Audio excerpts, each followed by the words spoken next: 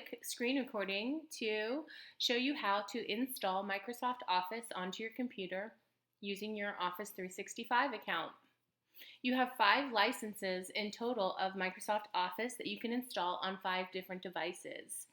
So the first thing that you'll do is log into your email. Then you'll click on My Account up here in the corner. Then you can click on My Account again. Scroll down until you get to Office Apps. Then you're going to click on Manage. Once you're here in Manage, you're going to click Install Office.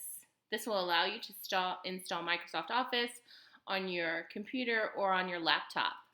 Click on this Open when done, and then you'll have your installed Microsoft Office will appear on your desktop. Once it's here on your desktop, you can click on the installer, and then it will walk you through the steps in order to install Microsoft Office.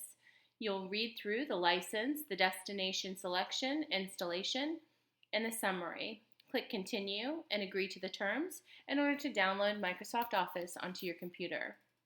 Thank you so much.